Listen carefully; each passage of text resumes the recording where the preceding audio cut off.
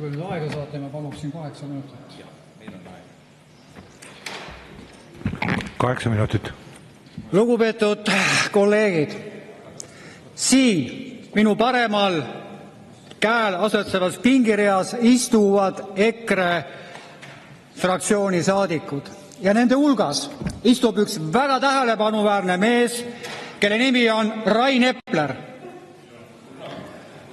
Ja hurraa, väga hea, sest see mees ei paista silma mitte sellepärast, et tal on huvitav soeng, vaid sellepärast, tal on üks Riigikogu liikmetes üks teravama mõistusega inimesi. Ta pani tähele väga olulist asja, mis tegelikult tähendab seda, et Eesti poliitikat ei juhita mitte siit saalist, vaid Brüsselist. Nimelt 14. aprill oli siis siinsamas saalis energeetika küsimuste arutelu ja meie peaminister ütles otse välja, Kristen Michal, asi puudutas siin tuuleparkide teemasid,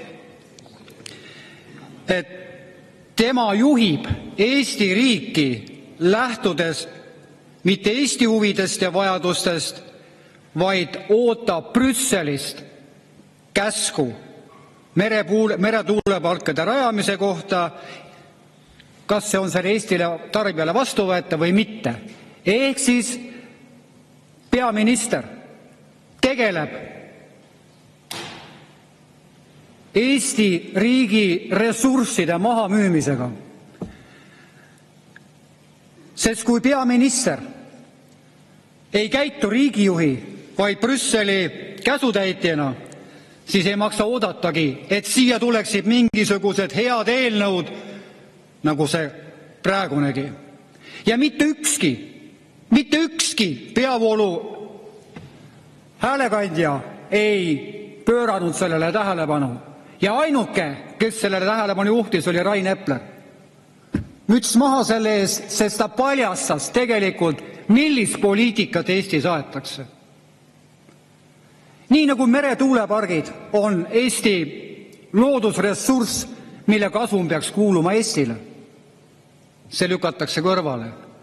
Nii nagu on Eestil veel häid loodusvarasid. Võtame siin haruldased muldmetallid, fosforiit ja mis kõige tähtsam, meie puhas põhjavesi. Seda kõike tahab seesama valitsus, Reformierakonna valitsus lihtsalt maha müüa. Ainukene takistavaks teguriks on praegu rahvas. Aga kes on rahvas? Põhiseaduse järgi on ta kõrgema võimu kandja. Aga tegelikkuses on see vaid hüüdlause paberil. Kõrgem võim kuulub kellele?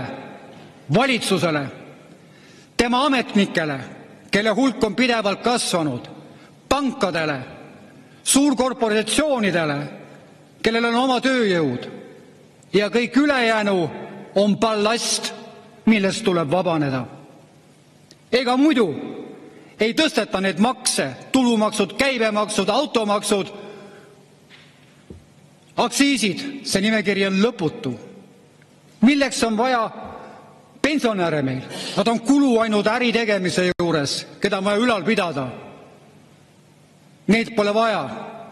Lasterikkad pered, võtame toetused vähemaks selleks, et neid pole vaja.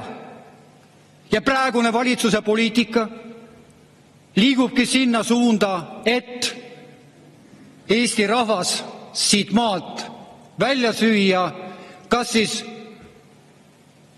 rahapuuduse tõttu on sunnitud ära minema või kes surevad lihtsalt nälga.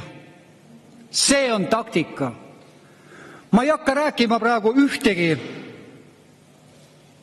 varasemat põhiseaduse vastast teemat, vaid puudutan viimast, mis puudutas rääkis siin tuuleparkidest, kus minister Erkki Keldo ütles, et kui kohalikud omavalitsused ei nõustu tuuleparkidega, siis me võtame neilt otsustusõiguse ära. Saate aru? Põhiseadus ütleb, et kohalikel omavalitsustel on iseseisev õigus otsustada kohalike elu küsimusi. Ja kas see ei ole siis põhiseaduse vastane tegevus? On.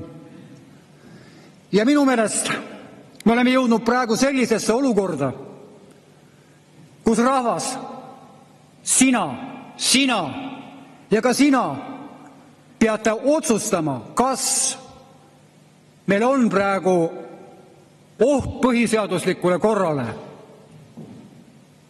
ja reageerima nii, nagu ütleb põhiseadus, osutada omaalgatuslikku vastupanu. Me ei saa leppida sellega, et meie riiki juhitakse kuskilt Brüsselist, kus on salajaste otsustega meie maavarad pandud turgu ja ainukene segav faktor on praegu ainult Eesti rahvas veel siin. See on nüüd see koht, kus meil enam pole vaja, kus me ei saa enam taganeda. Me peame võtma vastu mingisuguse otsuse, rahvas, see on praegu teie teha.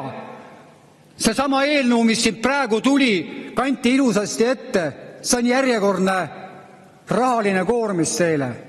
Ehk te lähete minema siit, et siin saaks rahulikult Reformierakonna ametnike poolt ja liikmete poolt äri ajada, kus liiguvad miljonid ja miljardid. Me ei tahtnud sellist Eestit. Me lubasime küll kunagi laulva revolutsiooni aeg süüa kartulikoori, kuid mitte lõputult. See asi tuleb katkestada, on vaja rahva omaalgatuslikku vastupanu sellele jõhkrusele, mis Eesti Vabariigis toimub.